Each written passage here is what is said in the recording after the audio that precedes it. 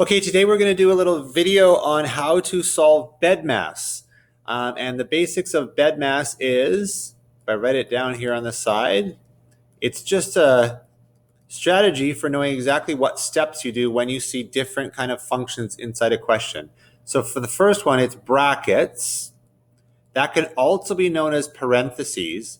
And that's when you see something like this in a question. If it says 3 times 2 and then it's in brackets. So that's what it would look like there.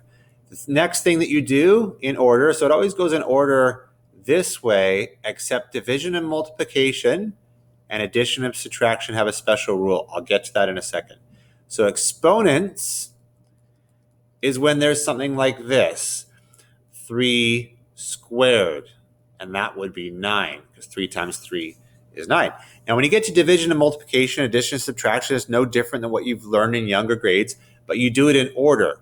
So if the question says 5 times 2 divided by 5, the first part you do is 5 times 2 is 10. Then you would divide by 5, which would equal 2. Okay, so after that little bit of review, I'm going to get rid of these examples here, and we'll go over one basic question here. So let's say the question is 15 plus 6 times 4. It's quite a basic BEDMAS question, but you look in here. Are there any brackets? Nope. Are there any exponents? Nope.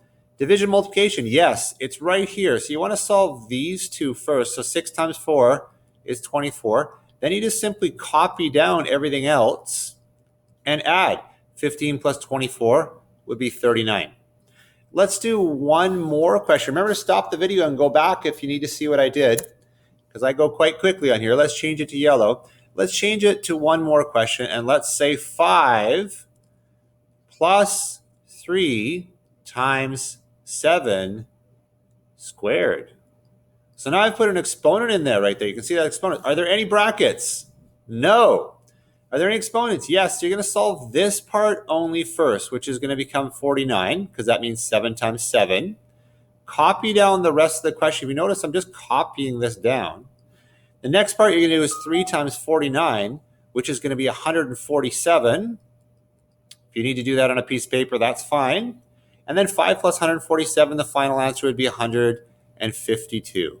And that's the basics of how to do order of operations. Good job.